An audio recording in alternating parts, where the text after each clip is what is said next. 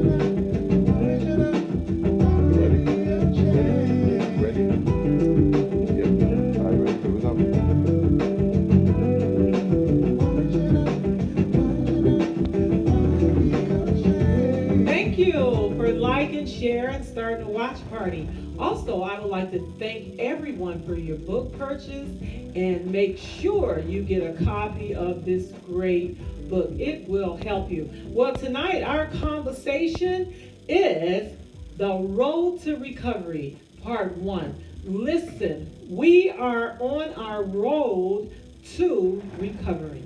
And guess what? Everyone in this whole wide world is on a road to recovering from something. Some issue, some problem, some pressure. We all have had challenges in this life. So why should you be ashamed? You should not. Listen, we're going to talk about the road to recovery. It is my endeavor every week to come out here and encourage someone to bring them out of that darkness into this marvelous light. And you know, our foundation is Christ Jesus. It is prayer. And also, we as a people, we must take actions. After we get up off of our knees, we need to be responsible and accountable and making sure that we're not internalizing self-hatred.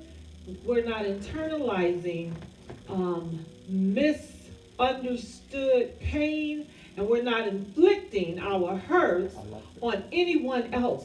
Because one thing about any problem that you have, the first part of recovering is actually acknowledging that you have a problem.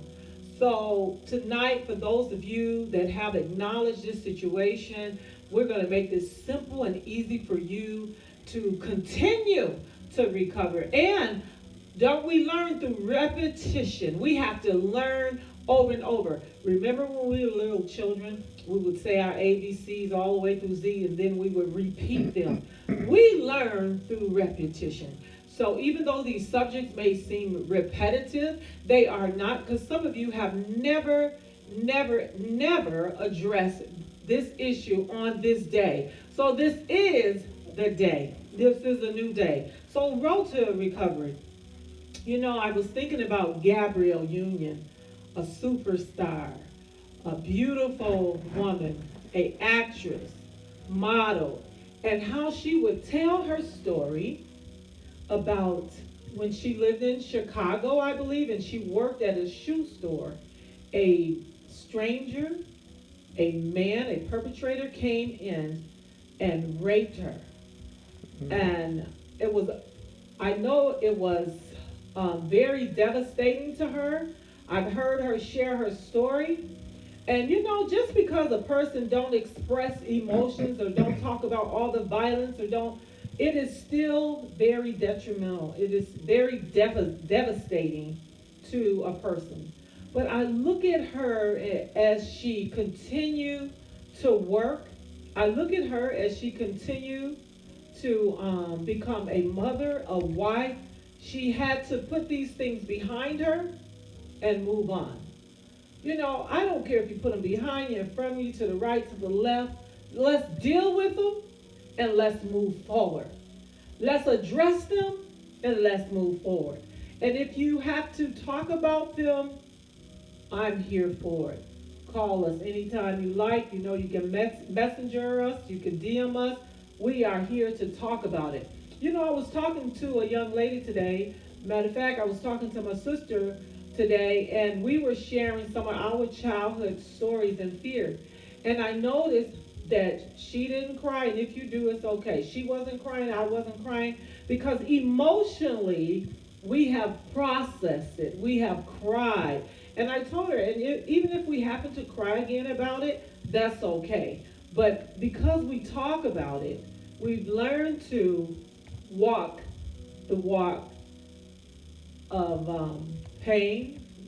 Some people is walking the walk of fame, but we learn to walk through it and get through it. So as we're on this road to recovery, I want you to be encouraged.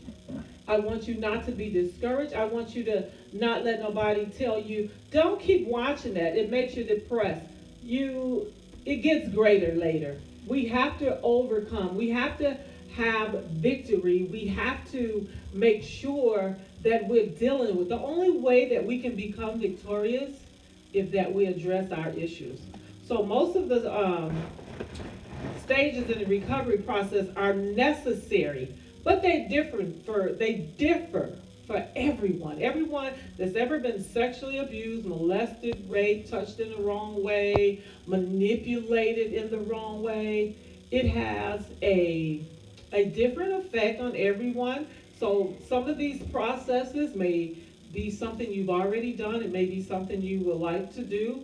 And it may be something you want to share with maybe one of your loved ones, your friends, to help them recover. A few of them are not applicable to everyone. So the emergency stage, you may not be at that place. Remembering the abuse, it could be too traumatic for you. Confronting families. Everyone cannot go and confront the person that violated them. Some of them are passed on. Some of them is in a different country. Some of them are in prison. Some of them is just not approachable. They're not ready to receive because you can come under a violent attack. And I never want to have anyone in our audience to be hurt again. I never want you to be disappointed again. I don't want your expectations to be waiting for someone to ask for forgiveness or say I'm sorry, because some of them are never going to say they're sorry. They feel that was something that they were powerful in, or whatever their reasons are. So don't let that be your expectation for your road to recovery. Your road to recovery is strictly about you. Listen, and the road to recovery is just like any other issue. It's up to each individual if they want to recover, or their timing is different. So, number one, you have to make a decision to heal. You have to decide that I'm going to feel better, I'm going to live better, I'm going to walk better, and I'm no longer going to be anybody's victim. You have to decide that. No one can decide it for you. These conversations will help you make that decision, help you not to be embarrassed, help you not to be ashamed, but you make a decision that I'm on the road to recovery. I don't care if it happened 50 years ago. I don't care if it happened 60 years ago. Your life will be so much more peaceful if you decide to heal. It's totally up to you, and it's a personal choice. Everybody has a time, and everybody has a process. Your process could be part of prayer. It could be part of going to just having discussions like these group therapy. You might need to go get a massage. There is a way for you. So I'm just giving you some options, and I want to remind you every Tuesday at 7 o'clock that you're not alone and that you don't have to be embarrassed or ashamed. Once you recognize the effects of sexual abuse in your life, you need to make an active commitment to heal. have to be committed to your healing. And we can't use our whole life. I see a lot of this in this generation. Blaming every experience in life that you had on someone else. Especially if you're over 18, if you're 16, it's time for you to decide that you're going to heal. Deep healing happens only when one chooses and is willing to change. In the healing process, you do have to make some changes. That's just like anything else. You may have to, we constantly said, find new support system, find new friends, remove yourself from atmosphere. Sometimes when you're a kid, you can't. But you find a way. You find a way. And go back and look at some of these conversations that we had on Why Should I Be Ashamed. We've had great conversation dealing with so many different topics and subjects that may help you. You may be in that particular process for your healing. Number 2. Okay, so decide to heal. Number 2, the emergency stage. Facing reality. You know, this is what I call any kind of abuse is a state of emergency. Your healing is a state of emergency. Dealing with and facing hard reality of what you have experienced, that is a state of emergency. Beginning to deal with memories and suppressed feelings can throw your life into utterly turmoil. Even when I'm talking to people that has not yet recovered and have not healed, they're still in pain. They're still experiencing the emotion. It can bring turmoil, but just like any building, any say for instance, if someone is building a house, you got to dig the dirt up before you can just smooth the land, get the rocks out. And that's how sometimes we have to see our pain as being very tumultuous, hard rocks, places that have to be broken up. But there is recovery for you. You don't want to suppress. You got to deal with the physical, the emotional, and socially. Assure the victims that this is only a stage. It won't last forever.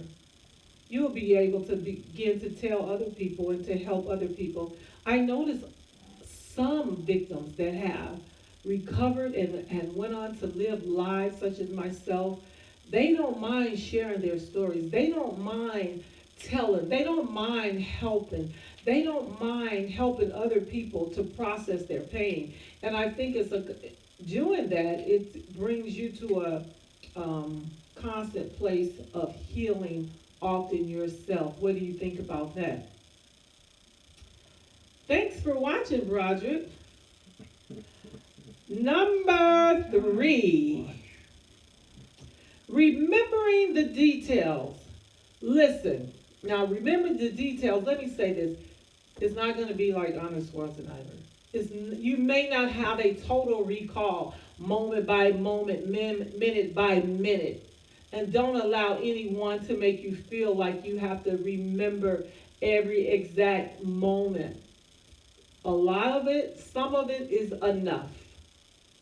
Your experience and what you want to share is enough in your time. I had a young lady, she said that she was going to come on here and speak with me about, I'm on number 3 now, about the road to recovery. And she changed her mind. And that was okay with me. Sometimes you want to, but some people may never be able to address this issue. They may never be able to see themselves. And this is what I truly believe. You have to, it depends on how long ago. For me, I think about, 40 years ago. I think about how old my mother was at that time. And, being that person. I'm not that little girl anymore. I'm not that timid person anymore. I'm not that person to be walked over anymore. I don't allow it anymore. I don't have to be in those kind of environments. And I just remove myself.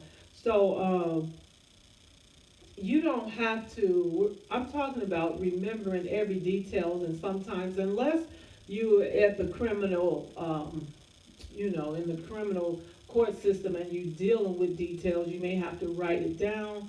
Um, if you're talking to um, police officers, you want to give as much detail as your mental state can handle, because it is your mental state that needs healing. It is your mental state. You want to tell all the truth that you can, and as soon as possible. Oftentimes, people ask me, um, or I hear mothers says, "Well, I don't know why she didn't tell me. I don't know why he didn't tell me." Oftentimes, young children feel protective, not of the abuser, but even of themselves. They're thinking no one is going to believe them. And sometimes I found in my experience that for a long time I didn't want to have a total recall. For a long time I wanted to suppress my memory, suppress whatever happened. I wanted to act like nothing happened, like I've never, I think even I remember just saying I was a virgin, even though I knew I had been violated, but I was so ashamed. I was so embarrassed. Who do you tell that at 17, 16 years old? And the people, even in the foster care system, no one had never really talked to us or addressed us. They just, even at the police station, I remember them just assuming things. They was just writing things down and assuming things, and that's how the story went. So I want to tell you, even if you don't have a total recall, or if you do have a total recall, share as much as you can for your own mental health. And unless you're dealing with, like I say, um, court systems, you want to tell all the truth. You want to remember as much as possible and get it done. But when you suppress the bad memories, when you suppress your memory and don't try not to recall, you try to forget it, that is some real psychological. It can be very damaging, because as you're suppressing your memory, and some of you parents, y'all want to walk around, act like nothing ever happened. And it's almost, you ever been in those households? It's almost like everybody is just crazy. I mean, they're just walking around. I'm picturing in my mind. They just walking around. The kid done told you they've been violated, but nobody's talking. Everybody's looking at the floor. You're passing each other on the floor, and I don't know how in the world does people become intimate again with the perpetrator, after, especially after they violated your children, your stepchild, your stepdaughter, your whatever. But it's like the mentality, there's a mental breakdown where we call it dysfunctional families. That's what we call it, the dysfunction of our families. But I just remember those days. Everybody was silent. You didn't say nothing. You just held your head down in shame. You didn't look up. You didn't look down. You just, you try to get back to your childhood before you snatched into the next embarrassing moment, or it just depends on the area. But you listen. Even if you have a total recall, you still can be on your road to recovery. And the details in your life, you still here. The details in my life, I'm still here. I make new memories. I make happy memories. I make peaceful memories. I make joyful memories. And you can too. We're on the road to recovery. So continue to recovery. And as you're trying to use the psychology of forgetting about a thing, it can, you don't want to erase all the truth.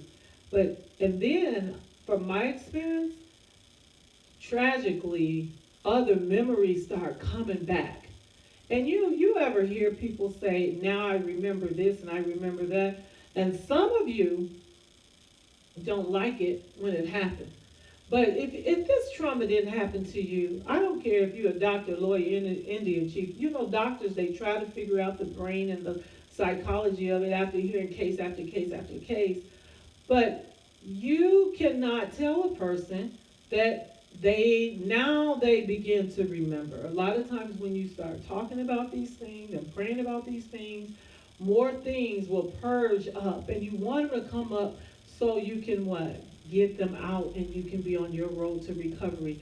Because you don't want to be feeling good and then all of a sudden you're having a great time, you having a celebration, and then what happened? You begin to have flashbacks, or you begin to have bad memories at the wrong time. So if I were you, I would set up a schedule when I'm going to deal with this particular issue. It wouldn't be something I would talk about every day. Like I come here Tuesdays, I may deal with it a little bit Monday, but I'm a little bit different. You know, it is a work. It is a passion to see people heal and recover and get over the shame, because oftentimes I'm dealing with people and they're constantly embarrassed. They almost just begin to lash out when they begin to speak on these things. So I want all of us to recover well and get through it. And I'm here to tell you that you can. If Gabrielle Union has recovered and moved forward in her life, Sheila has moved forward, and so many others, so many of you have moved forward. I see Anthony have moved forward in their life. So can you. So can you. So let's, how they say, go big or go home.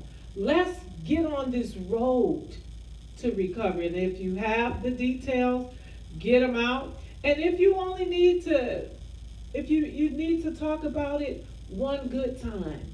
And sometimes, let me tell you, sometimes you may say, Mother, I would like to share my story. She may not be the one. Can I tell you that? You may say, Dad, I want to share my story. He may not be the one. But I want us to stop trying to protect these perpetrators and these violators. Tell the truth. Stop. Oh, we don't want to tell Daddy because Daddy gonna kill him. We don't want to. Well, honey, it's killing you. Go tell someone where you can be honest and you can be vulnerable, and you can, how whatever emotions come, and preferably nothing violent, or because a lot of times anger does purge up. You do express anger sometimes after hurt, where there's a lot of pain, and so find you someone to help you on this road of recovery. And let me tell you, don't feel rejected because someone else can't handle your story. A lot of people ask, why did she write that book? Why did she write that? Why did I be ashamed? And the names have been changed to protect the innocent. Because when I first did the book, the publisher said to me, are these people still alive? And I said, yes. And he said, well, you'll have to change the names. And most of them are passed on now. And so I changed the names because I wasn't trying to violate them, but it was my truth. Some of the names are just spelled backwards, or I use friends' names and put that in there, and hopefully they're not too embarrassed that I use their names.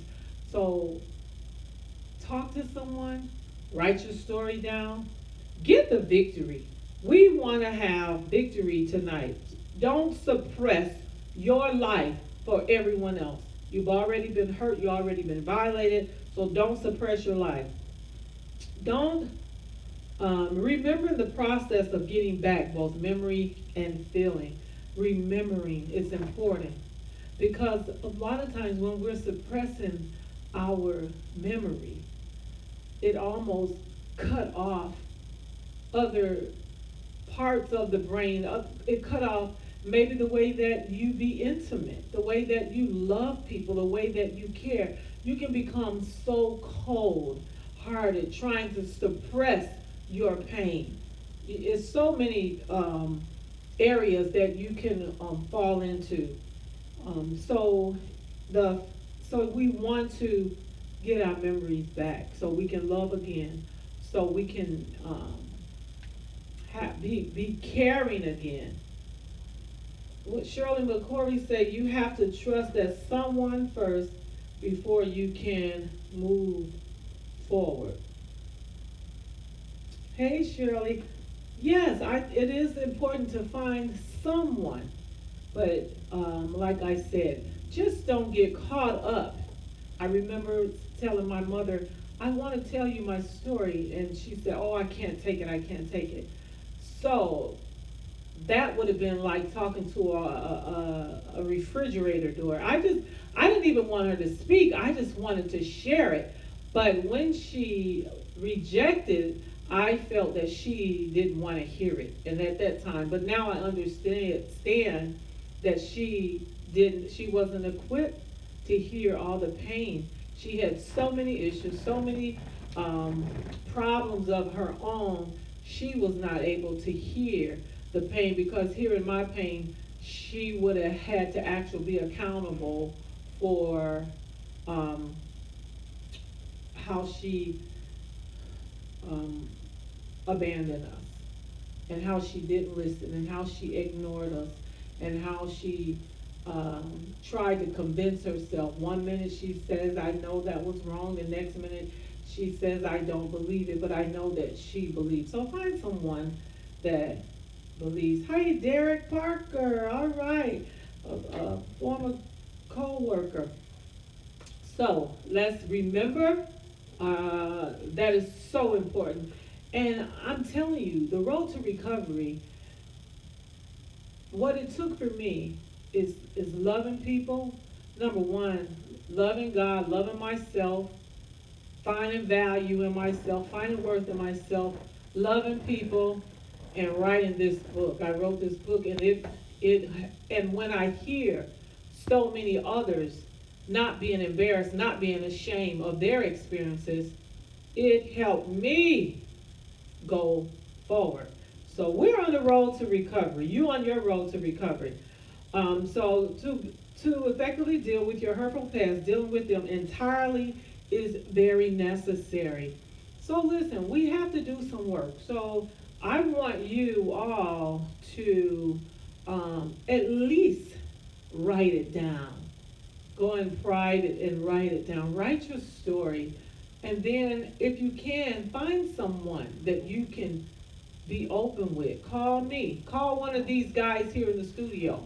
We're here for to heal. How do you know? How can we, as a people, we're hollering, we're screaming that we matter, but then we don't care.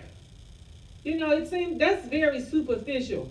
We matter, but we don't even care about our household. We don't care about our nieces and nephews and grandchildren and family, our mothers and brothers and sisters. We don't want to hear anything. How can we matter if you don't care? You have to care about me in order for me to matter.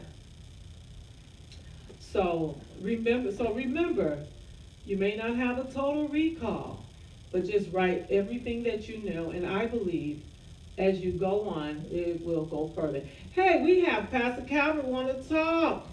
I was just want to read a post that Miss Shirley McCorvey just made. She said sometimes mothers do not want to hear your hurt because it's hurtful to them.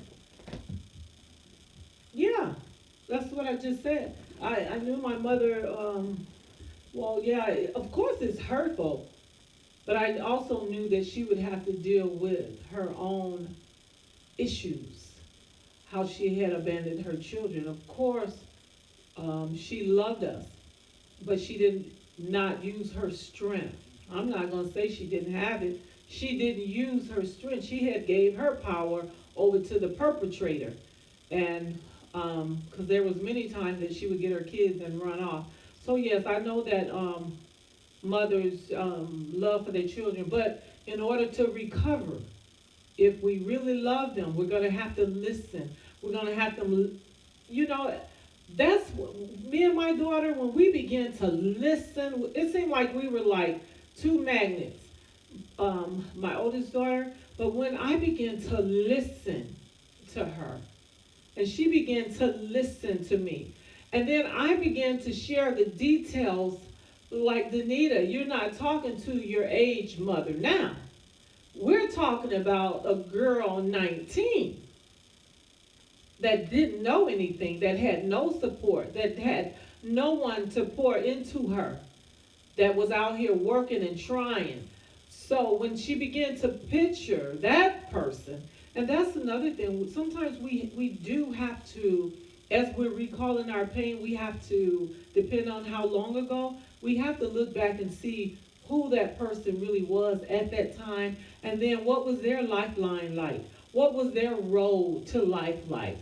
What were they going through? And I'm not giving them a pass, but in order for you to recover, you have to you have to give grace, signed, sealed, and delivered. You're going to have to give much grace to recover. You're not going to be able to go back and kill everybody and beat everybody down, and a lot of people don't want to face it. I know a lot, often people, I've heard them tell other people's stories. They would tell your whole past and never bring up their own tragedy, their own story. But that's how we are, because we're always trying to deflect. We're always trying to hide. We've been taught to cover up. We've been taught to just get on with life. But I'm telling you, we don't have to be ashamed. We don't have to deflect.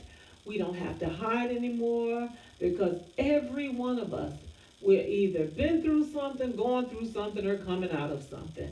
And if you live long enough, you're going to either go through something, be in something, or coming out of something. And so we just learn to survive from what we're doing here today. I thank you for talking to us, Shirley. I thank you. Yes, listening is key. I thank you. I thank all of you for just being on here, hearing, because I know some of our children, some of our neighbors, some of our children's children, some of our nieces, some of our, they're somewhere in our family line, and we're all interdependent. We're all connected. Somewhere in this lineage, in our line, there has been a violation.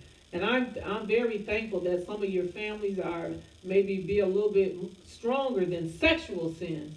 But you can use this road to recovery in other areas of your life, you know. Maybe your family got a lying spirit. Maybe your family just have a spirit of abandonment. Nobody talks anymore. I don't know what it is, but I do know that we all need to recover. So we have to do what? We have to have much grace. And I know, for me, grace has been poured all over me. I shouldn't be here today. I shouldn't feel the way I feel about myself and about life and about others. But I feel great about myself. That's why I feel great about you. I have recovered. I have been around people that have encouraged me, that have walked me through life, that have said, get up from here, girl, let's go forward. And that's what I want us to do. Let's not leave anyone behind. Let's move forward. Let's get on this road to recovery. Number 4, believing it happened. Listen, oftentimes everybody don't want to believe at that, because they're the first thing that happens is when we tell on our family members that has been covered up or hidden. The first experience is shock. When you go tell your mama about your daddy and about your uncle and about your cousin or about your brother and about your sister, it is a natural order to go into shock. So, and when we go into shock, it seems like they saying, I don't believe it. And some people don't want to hear it. Some people don't want to talk about it. I just want you to know, with the grace of God, they're shocked. But as long as you know the truth, you have to, once you tell that truth, you have to let it smooth over. Let the road smooth when it's smooth for them. But most adult survivors often doubt their own perception. That's the bad psychology of sexual abuse, especially when it's repeated when it happened repeatedly. Oftentimes, you are made to feel that you liked it. Even family members will tell you that you like it. I know women that had babies in that state and they said the girl liked it. I know people that, and I never want to violate confidence, so I won't say names, but I know people that told me that they had intimacy with their own brothers and they liked it. Now, some of you didn't experience that, and please don't judge, don't put down. It's come out. You know, everything is spiritual, and you know we're all in warfare. Somebody wasn't watching, somebody wasn't paying attention, and that was a very hurtful. For even for them to share that with me, how shameful it was, how embarrassing. But the psychology that disturbed. One of them told me that she even began to, as she became an adult, she knows she couldn't marry her brother, but she even began to pick men like him, and then she would give him money. And I never would want her to feel embarrassed about how she moved through life, and she's gotten through it. But you see the wound of that. It's like she's still hurting. Uh, One has moved forward, but I know maybe they don't tell their stories. It's not for me to tell their story. I tell my own testimony. That's enough. But I just want you to know that this is a serious attack on our children, our daughters, on our men. We're at war. So when people get confused, don't you try to get in it and you try to say, oh, well, she liked it. Because one time I heard the grandmother out of her mouth. She said, those girls liked it. And then she later on told me that she was even raped when she was a little girl in Mississippi and violated. Because I asked her, why was her kid so mean? But the point that I'm trying to make, as hard as this is emotionally and mentally, I mean, it almost breaks you down mentally. You see so many of our daughters and sons are out here prostituting and selling their body. They feel no value. Nobody cares. And then you talk about them, you make fun of them, you put them down if they're men. They're called all kind of degrading names. How can they recover if they have nowhere to go? We have to be open. We have to be sensitive, and we have to be caring, because this is emergency. So sometimes they vacillate. And I've heard people say it happened, it didn't happen. One girl told me she was molested years ago, and then she told me, oh no, it didn't happen. And now I'm hearing that it did happen to her. But in that moment, she wasn't ready. She wasn't ready to share her story, and maybe she thought I would have told her story. I don't know. But believe it happened. If someone share it, let them be innocent until proven guilty. Coming to believe that the abuse really happened and that it really hurt is a vital part of the healing process. And those of you that have been violated, don't let anyone tell you that you were not hurt, that you were not pained, that you liked it. Even if you begin to continue to be involved with that person that abused you, it's never, ever, ever your disposition. It is always theirs. It was always theirs from the beginning.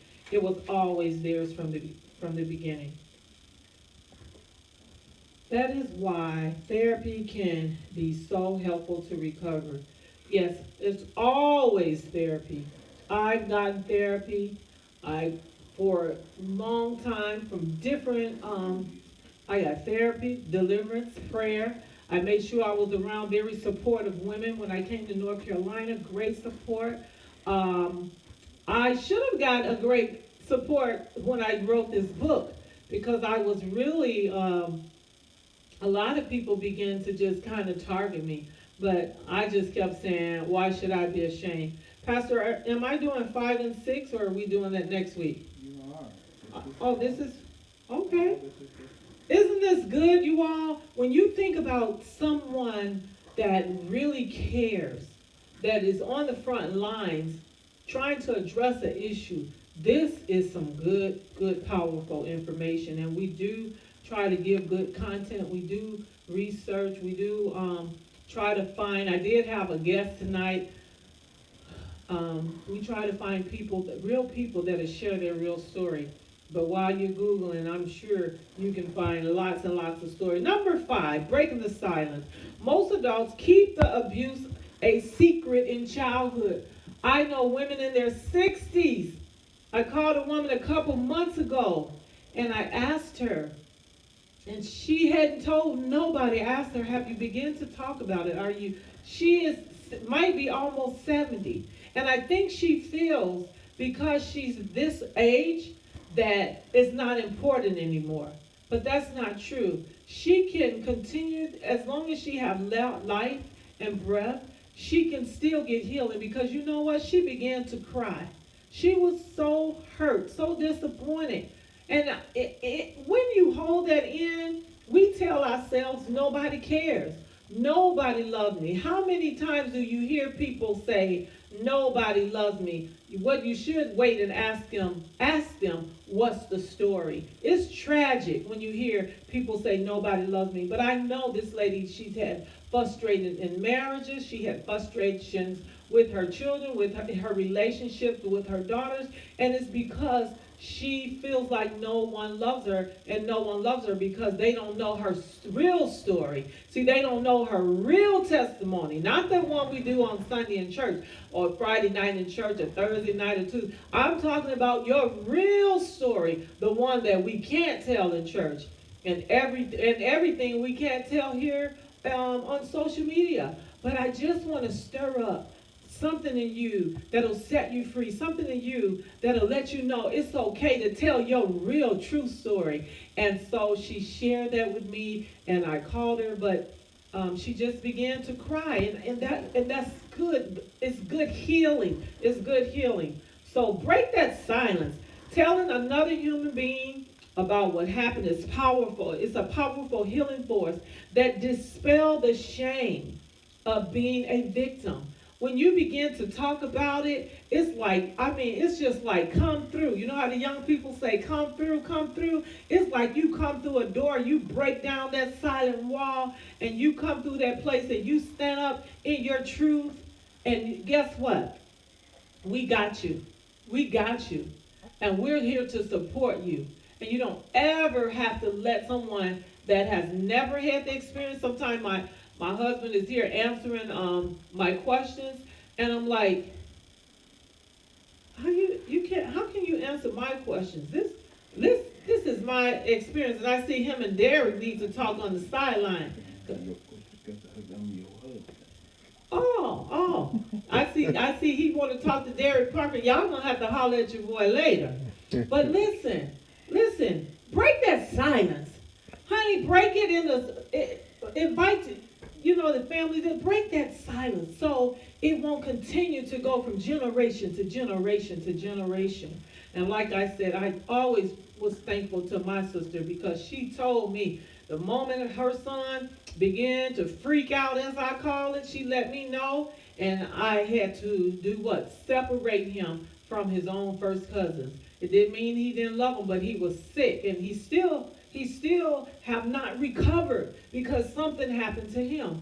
But I appreciate that she felt that it was important to let me know, because sometimes we don't know everything. You can think you have all the deepest discernment, the prophetic gifting. You can see the unseen. But I'm telling you, there are sometimes you may be moving forward or being progressive. You don't know everything. So we need to be interdependent, depend on one another to tell us the truth, to get us through these issues, to get us through. And I'm telling you, give grace. You never want to say, I don't understand why they do this. Because you don't want a test to come your way that you can't handle, because you keep opening your mouth saying, I don't understand. Because, honey, I did that. I judged my mother harshly. I did. I really judged her really harsh in my 30s, and I loved her, but I judged her. I just thought, oh God, she's just so weak. And then I found myself doing some of the same things that she was doing. The thing I hated to become, That's what I become. Because instead of me having compassion for her pain, I just thought, what about me? So we have to have compassion for one another. Break that silence so there'll be no more shame. Number 6, and I'm almost closing here. Understand it wasn't your fault. That's always important. Put the blame where the blame goes. Don't be aiming at everyone. And let's not spend our whole lives blaming everyone. Let's deal with it. Yes. Oh, I sometimes I hear people's stories. I'm embarrassed for them. I'm hurt for them. I'm disappointed for them. How the things that people do, and some of them don't want to get on here and listen to this truth because they don't want to see themselves. But we're gonna have to look at the man in the mirror.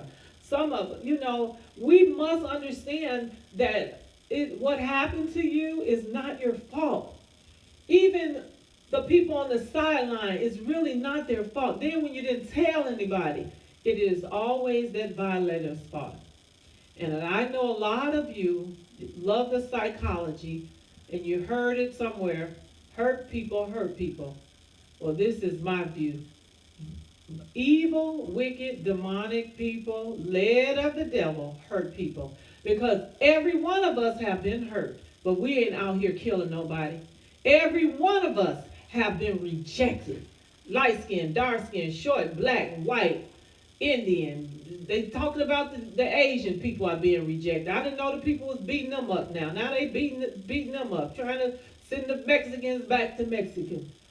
Every one of us have a challenge. So let's not make excuse that hurt people hurt people. No, wicked people hurt people. They wicked, and then they use their pain to try to get control. But if we get on the road of recovery, if you get some of your sons to listen to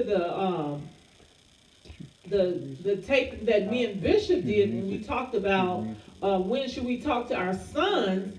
Because the men are ruling the world, right? Yeah, I know Beyonce say girls rule the world, but the men are over everything. They're our strength. They're our fathers. They're our leaders. So if we would talk to them and deal with them and address them and watch them and keep watch, no longer, I tell you, no longer send the kids off by themselves. You better pay attention. Get off Google, get off social media and pay attention. Because it's a very disappointing when your child comes to you and say, you remember when I was 3 and you let uncle come over? You remember when I was 4? I know y'all figure y'all got some good uncles, but you got some bad ones too. Somewhere in that bloodline. Satan loves to come in. He loves to destroy our families. He loves to destroy our relationship. And that is what it's all about. It's the destruction of the relationship. So understand, children usually believe the abuse is their fault. That's why they don't tell. What did I do? What I crossed my legs. I didn't say nothing. Children usually believe it's their fault unless you're one of those people that let them know it's not their fault and I believe you. That's so important. It's so important to tell your child, I believe you. And tell them what just happened. Tell them, you just got molested. Don't be one of them parents. If I don't talk about them, they'll forget it forever. Baby, that thing going to go down in their psyche. It's going to go down in their mental. They're going to remember that thing, and then they're going to turn up at school. They're going to turn up everywhere they go, flip out, kick the doors, flip. They're going to have, it's going to manifest somewhere in their life. So stop being naive and foolish and thinking that if you don't talk about it, that the sooner you talk about it, the better. The sooner you let your child know it's not their fault and let them know, I believe you, and I got you, and I will protect you at this point. Adult survivors must place the blame where it belongs. It belongs directly on the shoulders of the abuser. And I'm getting ready to close. Let us not get tired of this subject. Let us not, where we don't even care. Let us show concern because it's in your neighborhood. It's somewhat, people come through my business all the time, sharing and telling me their stories. When we had church, it came through the church all the time, sharing and telling our story. Let's find options. Let's be advocates for our children. for our daughters, our sons. Be an advocate. And sometimes set the atmosphere for that perpetrator can come to his family, his friends, and say, hey, man, I messed up. But I don't want to be that kind of monster. I've raped people. I don't want to be that kind of monster. I've done wrong. Don't you be ashamed either. There's grace and hope for you. So thank you for watching. Make sure you get your book. Send me some emails. Let's talk about this conversation. Let's not turn the deaf ear, and let's get on the road to recovery. I see you next Tuesday, same time, 7 o'clock, with part 2 of the road to recovery.